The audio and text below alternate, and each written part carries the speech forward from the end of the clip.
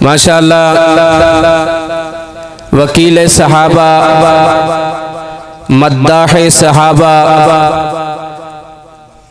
حضرت قاری عبدالحفیظ صاحب فیصل آبادی حفظہ اللہ تعالی، تمام بھائی تمام بزرگ دعا کیجئے گا اللہ رب العزت ان کو صحت کاملہ عاجلہ سے نوازے۔ اب میں دعوت سخن دینے جا رہا ہوں عظیم سکالر،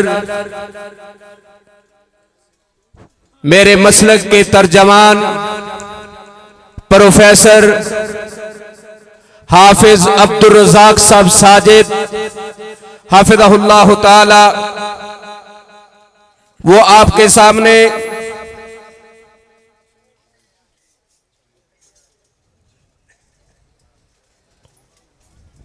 طہارت کے مسائل پر گفتگو فرمائیں گے۔ حافظ عبدالرزاق صاحب ساجد ان کے خطاب سے قبل زوردار نعرہ لگائیے، اتنا بلند نعرہ لگائیے جتنا بڑا آپ کا خدا ہے۔ نعرہ تکبیر! ذرا اپنے بیداری کا ثبوت دیجئے، پیچھے تک آواز آنی چاہیے، ہاتھوں کو بلند کر کے نعرہ لگائیے، نعرہ تکبیر! یہ سٹیج والے بھی میرے بھائی، نعرہ تکبیر! مسلک اہل حدیث، مسلک اہل حدیث، شان صحابہ، شان رسالت، شان صحابہ، علماء اہل حدیث۔ السلام علیکم ورحمۃ اللہ وبرکاتہ۔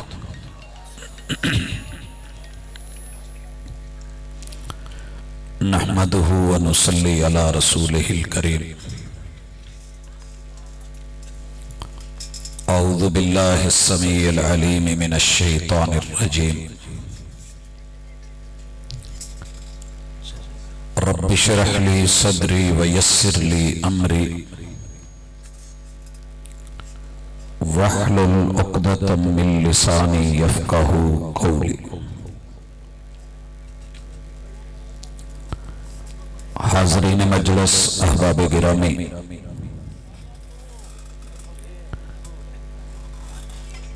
اللہ رب العزت کی ذات پاکیزہ ہے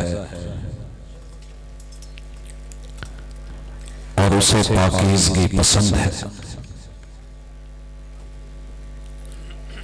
ان اللہ طیب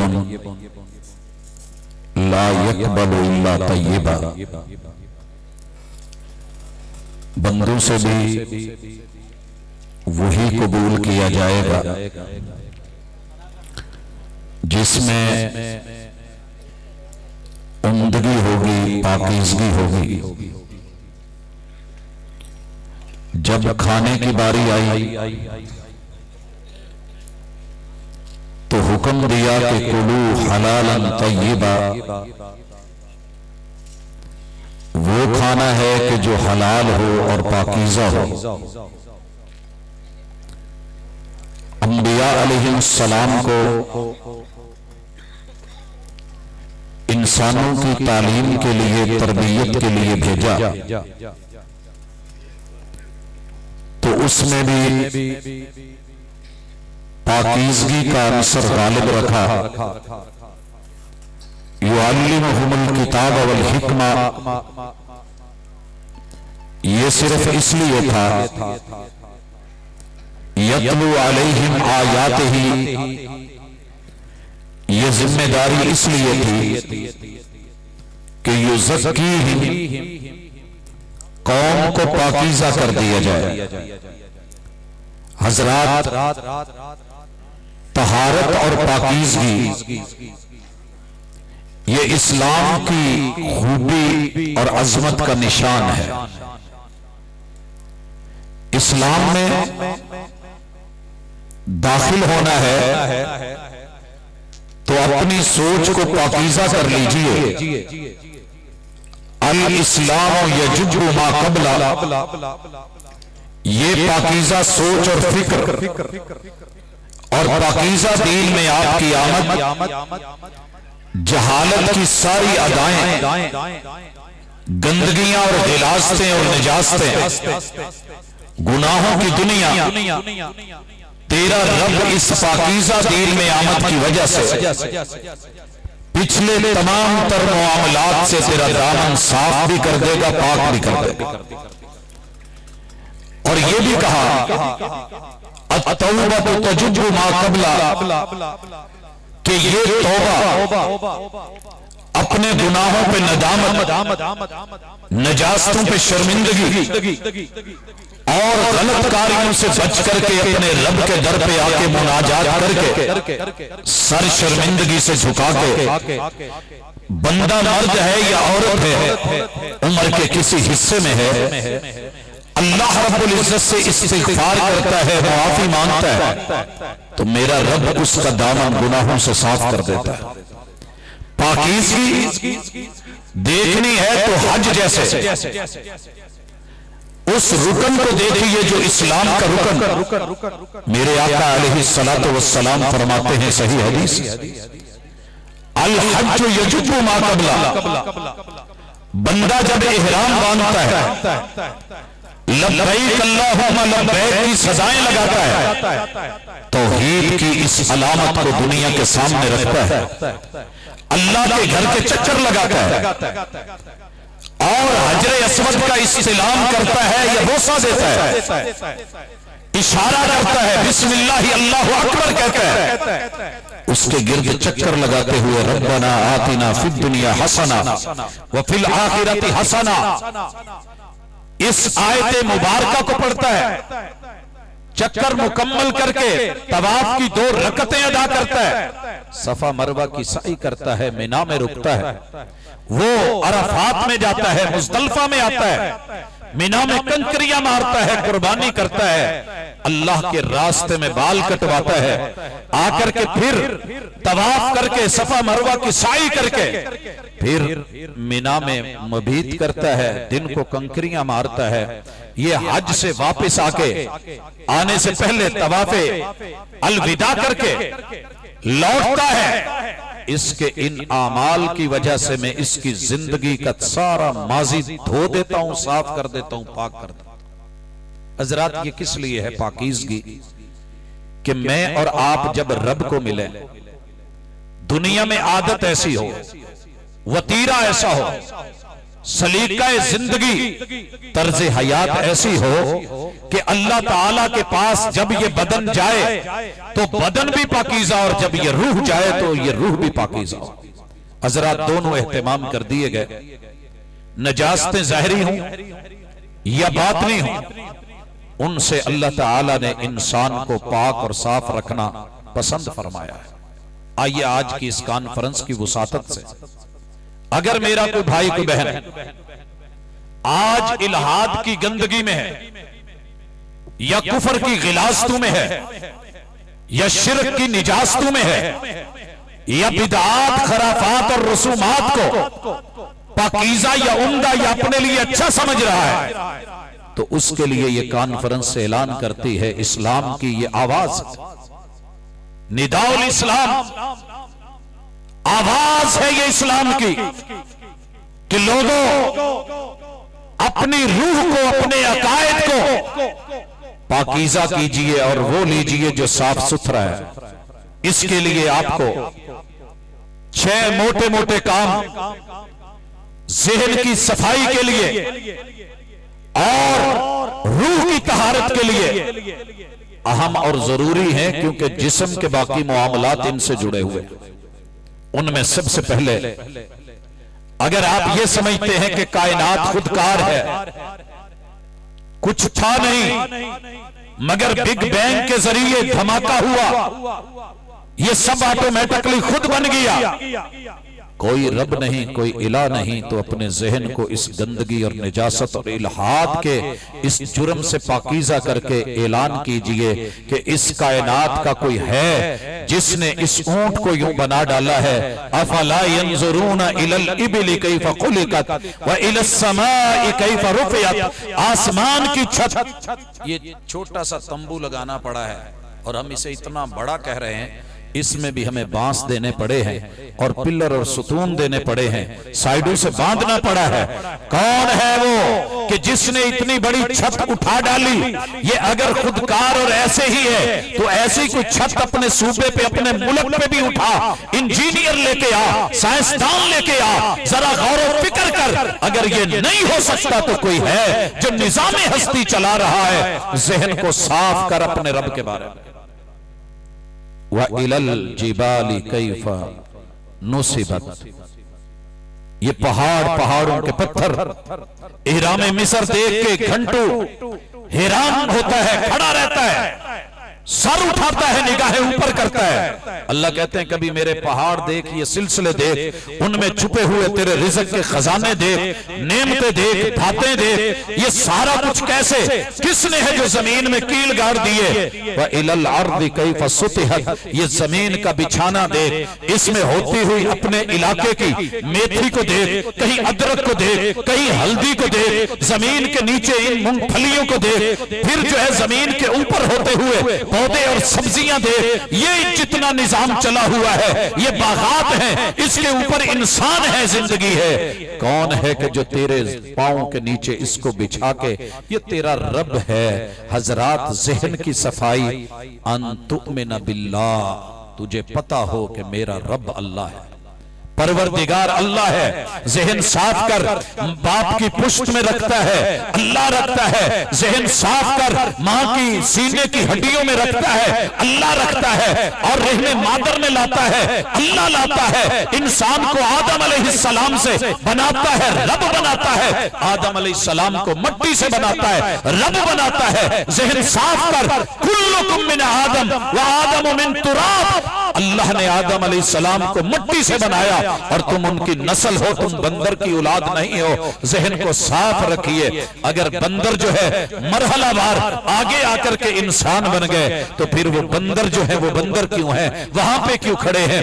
حضرات اپنے رب کے ساتھ، رب کی پاکیزگیوں کو، اپنی نسل کو، اور یہ سوچ کے قرآن کہہ رہا ہے وَلَقَدْ كَرَّمْنَا بَنِي آدم، ہم نے تو آدم کے بچے کو عزت دی تھی کہ آدم کا بیٹا بنایا ہے۔ یہ پھر سے اپنے آپ کو بندر کا بیٹا کہلا کے یہ بنو کرد بن کے اس کے اوپر خوش ہونا چاہتا ہے، تو ذرا سوچے، اپنے ذہن کو صاف کرے۔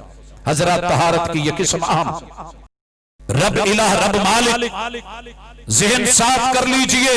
الہ صرف ایک اللہ ہے، امریکہ الہ نہیں ہے، وہ سپر پاور نہیں ہے، روس سپر پاور نہیں ہے، دنیا کی کوئی اور ہستی سپر پاور بننا چاہے نہیں ہے۔ اللہ اکبر، اکیلا اللہ ہے۔ ذہن صاف کر لے اور اپنے رب کو الہ مان، جسے ساری دنیا کو اس کے سامنے جھکنا پڑے۔ وہ الہ ہوتا ہے، وہ اکیلا اللہ ہے۔ تیرے رب کو کبھی کسی کے سامنے جھکنا نہیں پڑا۔ کوئی نمرود بن کے آیا، قارون بن کے آیا، فرعون بن کے آیا۔ ذہن صاف کر، وہ جھکے، وہ مٹیوں میں چلے گئے، وہ پانیوں میں چلے گئے، وہ غوطے کھا کے مر گئے، وہ جوتے کھا کے مر گئے۔ انہیں جھکنا پڑا، تیرے رب کو نہیں جھکنا پڑا۔ لہٰذا الہ تیرا اللہ ہے، ان تؤمن باللہ۔ اور اس کے بعد بڑے بڑے بدقسمت، بظاہر پاکیزہ صاف ستھرے، لیکن کہتے ہیں کہ فرشتوں کا کوئی وجود نہیں۔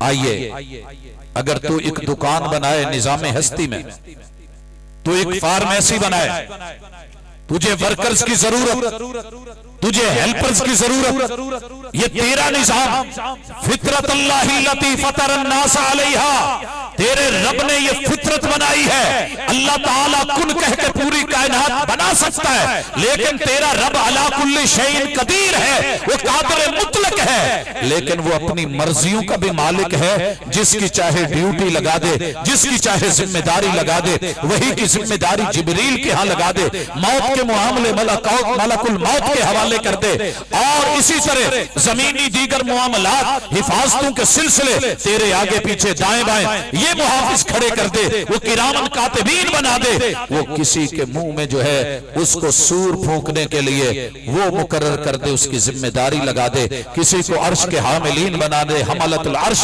کسی کی جنت میں کسی کی جہنم میں ڈیوٹی بنا دے۔ انکار نہ کر، ذہن صاف کر، اللہ کے ملائکہ ہیں، وہ عباد مکرمون ہیں، وہ اللہ کی بیٹیاں نہیں ہیں، ذہن صاف کر لے۔ اللہ نے الہامی کتابیں اتاری ہیں، تورات، زبور، انجیل، تیرا ذہن صاف ہونا چاہیے، صحیفے نازل ہوئے ہیں، لیکن یہ اولڈ ہو چکے، تیرا نیو سلیبس وہ قرآن ہے۔ ذہن صاف کر، گندگی کو نکال، اس کے خلاف بولنا چھوڑ، اس کی تحقیر کرنا چھوڑ، شاعر کا مذاق چھوڑ، اس کے اوپر جملے کسنے چھوڑ، اس کو پرانا یا تقیہ نوسی کہنا چھوڑ، اس کو جلانا اور گھراؤ کرنا، پھاڑنا یا چیرنا، یہ اس کے خلاف عدالتیں قائم کر کے یا بے ادبیاں کرنا چھوڑ، ذہن کو پاک رکھ۔ یہ نصاب تیرے رب نے بنایا ہے، جس نے تجھ کو بنایا ہے، اور اسی طرح تیری تعلیم کے لیے، تیری تربیت کے لیے اگر اسکول ضروری، کالجز ضروری، یونیورسٹی ضروری، معلمین اور اساتذہ ضروری، ٹیچرز اور ان کا سٹاف ضروری، یہ لیکچرر، یہ جو ہے اسسٹنٹ پروفیسر، یہ تیری اصطلاحیں، یہ ایسوسییٹ، یہ فل پروفیسر، یہ فلان اگر ضروری ہے تو تیرے رب نے بھی بندوں کی ہدایت کے لیے انبیاء کو بھیجا ہے۔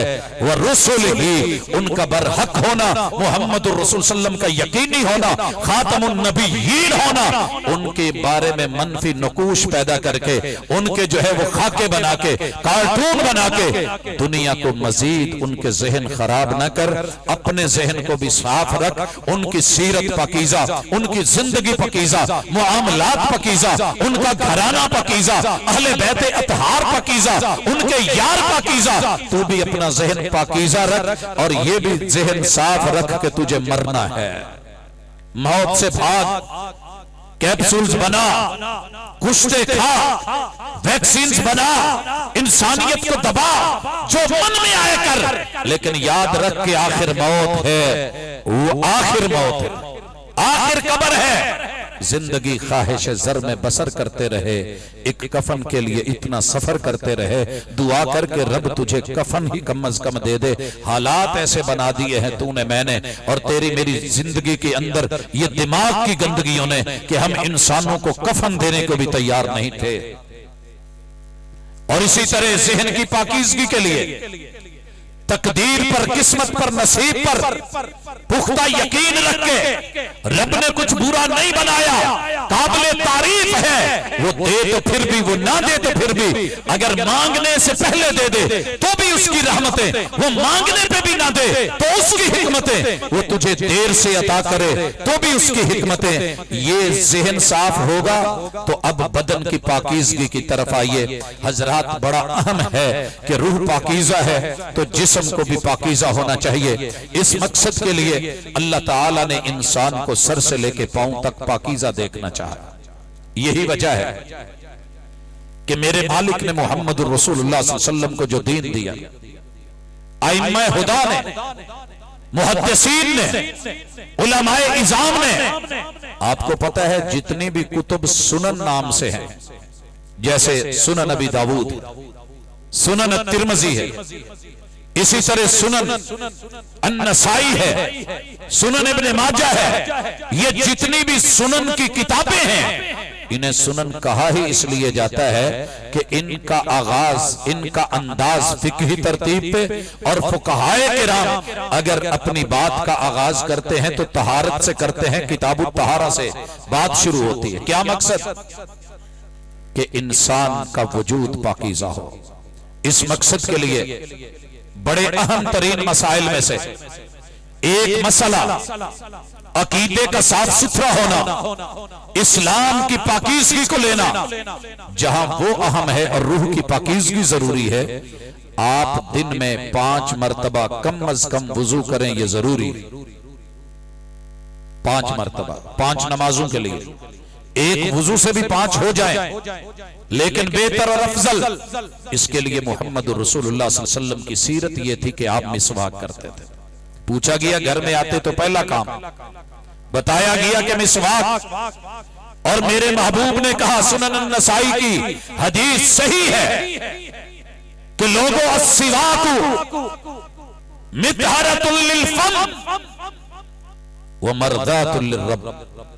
ये मिसवाक देखने में छोटी सी लकड़ी, ये आला है इंसान के मुंह को, उसके दांतों को, उसके अंदर लबों के अंदर जुबान को ये साफ सुथरा रखे।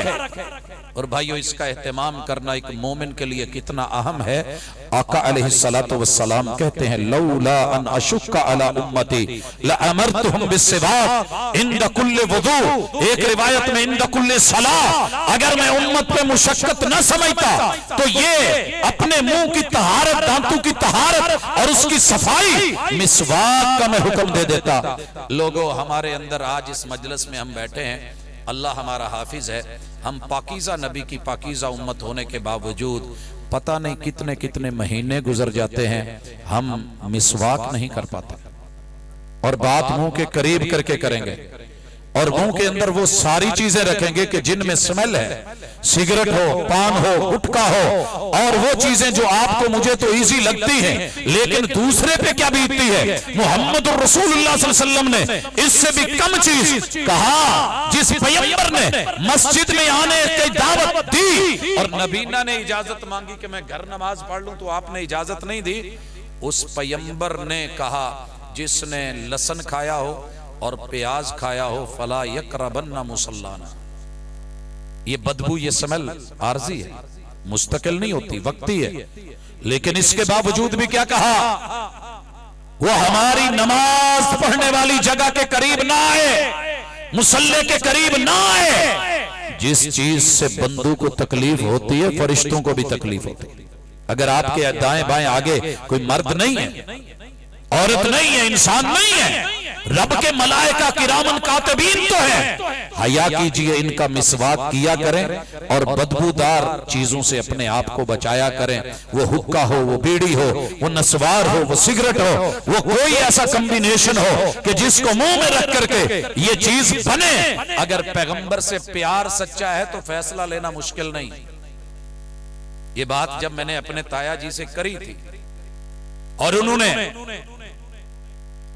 सेवन शरीफ के मलंग होने के नाते जनाबे अली अल मुर्तजा का नारा हैदरी लगाया, तो मैंने सिर्फ इतनी अर्ज की थी कि ताया जी, या तो इन पाकीज़ा हस्तियों के नाम ना लें या फिर मुंह में ये बदबूदार चीजें न रखें। वो पाक हस्तियां, चोट लगती है तो पत्थर भी सदा देते हैं। वो ताया जो पत्थर से भी सख्त है और अपने फैसलों के पाबंद थे, कहने लगे, हाँ हाँ हस्तियां पाक हैं, ये बदबूदार चीजें मेरे मुंह में से उसी वक्त निकाली, डिबिया मरोड़ी और फेंकी। मैंने कहा जज्बाती फैसला। कहने लगे नहीं बेटा, जज्बाती नहीं है। मैं उनको देखता था कि फांटा 7 अप की टाफियां मंगवा के वो पत्ता मुंह में रख लेते जब भी उसकी जरूरत महसूस करते, मगर सिगरेट का इस्तेमाल नहीं कर रहे थे। क्यों कि फैसला है एक दलेर इंसान होने के नाते, पैगंबर के उम्मती होने के नाते, अपने माहौल को, अपने कल्चर को, अपनी बैठक को, अपने दोस्ताने को, अपने याराने को शराब नोशियों से, सिगरेट नोशियों से, तंबाकू नोशियों से, हुक्का नोशियों से, इस पड़ी हुई आदत को हजरात छोड़ेंगे तो पाकीज़गियां हासिल होंगी, सिर्फ जल से सुन करके नहीं और करवा के भी नहीं। जिम्मेदारी है। उसके बाद मेरे महबूब ने वुजू, हाथ धोना, हाथों के गुनाह साफ होना तो आपने सुना ही, लेकिन मान गई दुनिया अय्याम कोरोना में।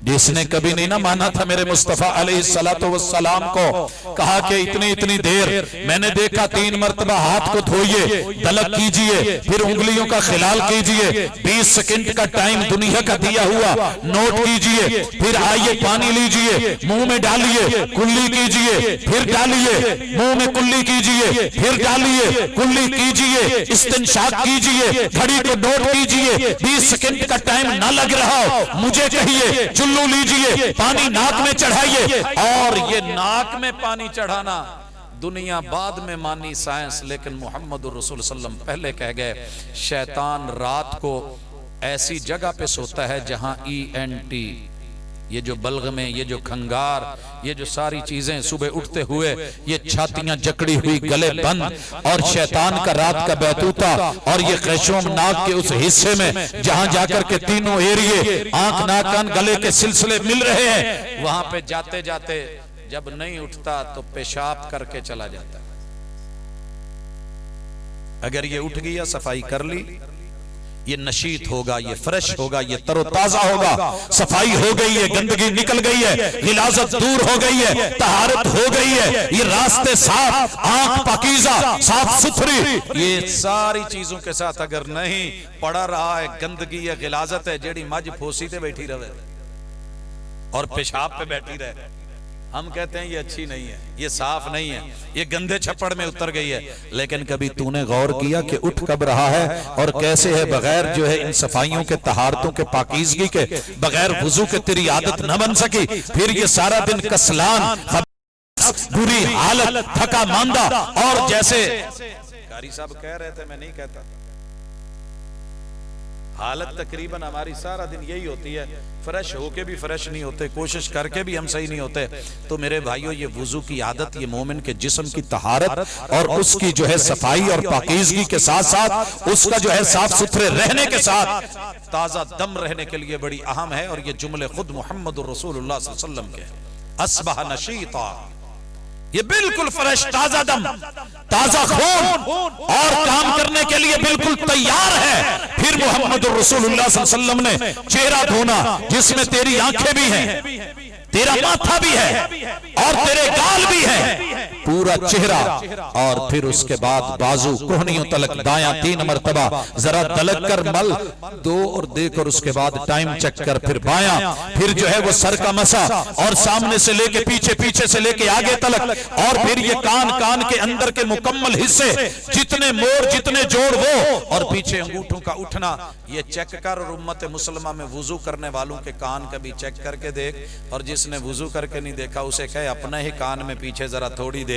انگوٹھا ایسے گھما کے دیکھ کے اپنے ہی ناک کے قریب کر، تجھے گھن نہ آئے تو کہنا یہ دین ہے محمد رسول صلی اللہ علیہ وسلم کا پاکیزہ جسم، پاؤں دھلتے ہیں اور انگلیوں کا خلال ہوتا ہے، اور اس کے ساتھ کیا ہے؟ ذہن صاف کر کہ تو اٹھ کے جب کہے گا نا اشہد اللہ الہ الا اللہ واشہد ان محمدن عبدہ ورسولہ، تیرا رب جنت کے 8 دروازے کھلوا دے گا۔ یہ پاکیزگی تیرے رب کے ساتھ، یہ طہارتیں، وہ ذوالجلال ہے، وہ پاکیزہ ہے۔ اسی طرح غسل کے معاملے اللہ تعالیٰ نے امت مسلمہ کو یہ خوبی دی ہے کہ یہ تھوڑے سے ان پہ مٹی پڑی تو نہا لیا، غسل نفاست۔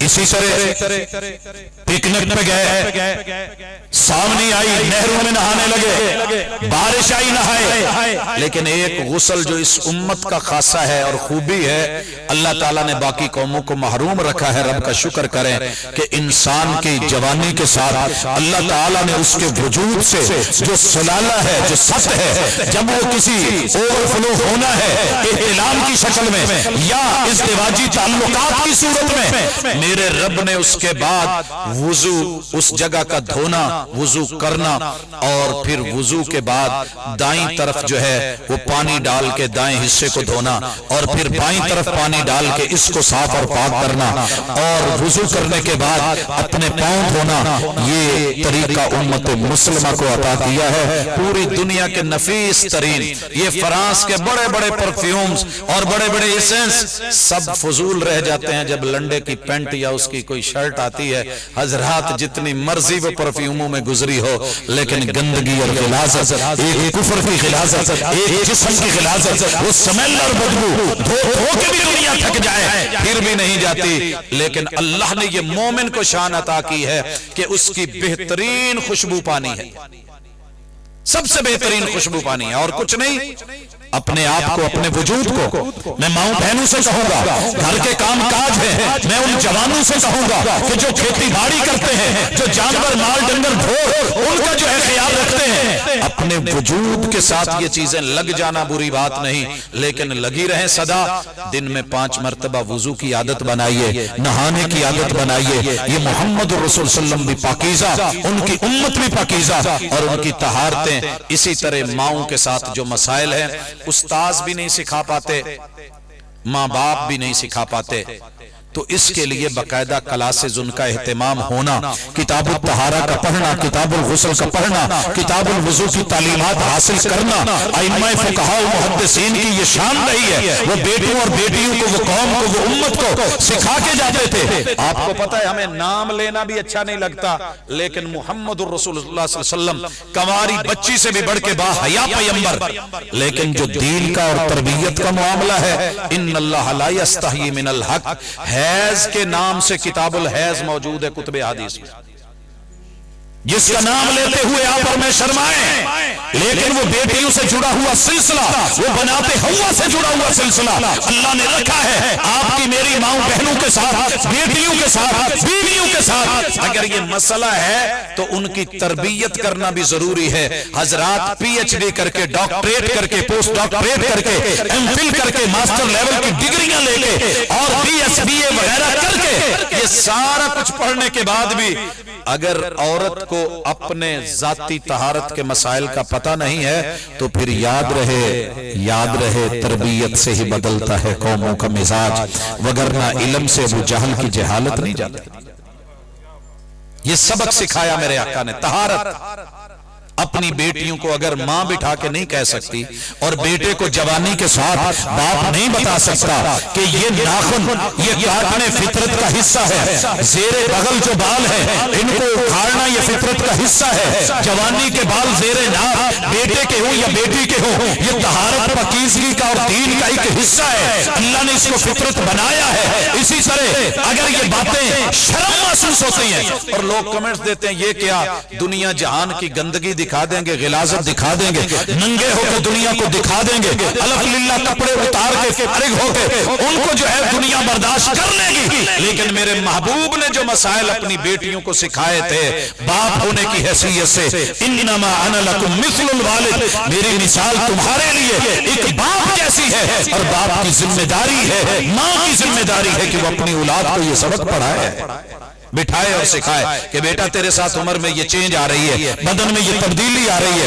یہ مسئلے اور مسائل ہیں، بیٹیاں پتہ نہیں کتنے دن اسی طرح رہتی ہیں، نہ انہیں پاکی کا پتہ، نہ طہارت کا پتہ، نہ پاکیزگی کا۔ تو اللہ کے لیے یہ سیکھیے کہ خون کی 3 بڑی اہم قسمیں اور ضروری ہیں۔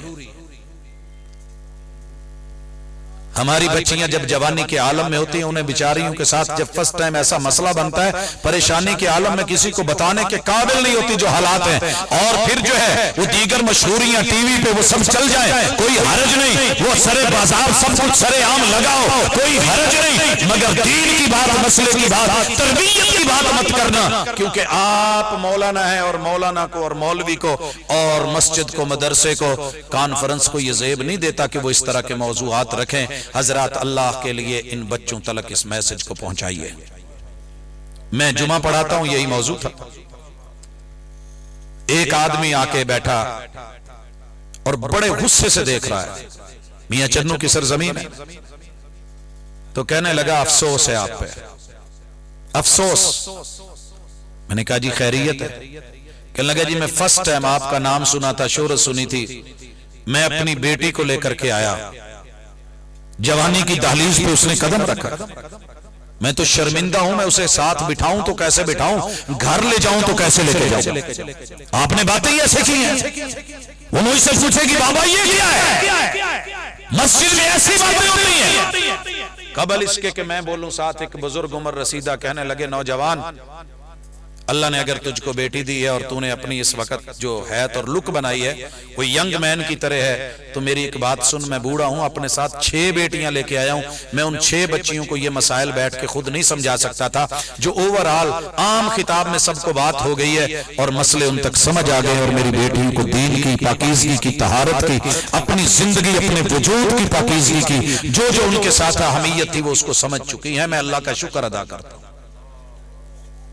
حضرات دین کے معاملے میں اتنے سینسیٹیو بنے، دنیا کے معاملے میں کوئی نہیں چلتا ہے، حرج کیا ہے، اور جناب اتنا تنگ نظر نہیں ہونا چاہیے۔ تو ذرا اپنی نظر کو وسیع کر، اللہ تعالیٰ نے بیٹی کی جوانی کی علامتوں میں سے ایک علامت رکھی ہے، اس کے وجود میں نسل انسانی کو چلانے، انسان کو بنانے، اس کے لیے یہ حصہ رکھا ہے، اور یہ جتنے دن ہے تھوڑے ہے یا زیادہ ہے، خطے خطے کے اعتبار سے، ایک دن یا دو، تین ہے یا چار، پانچ ہے یا چھ، جتنا بھی ہے اس کو اپنے خاندان کی خواتین سے دیکھ کے میچ کر کے ان دنوں کے اندر اپنے وجود کو، اس میں نماز بھی نہیں ہے، اس میں روزہ بھی نہیں ہے۔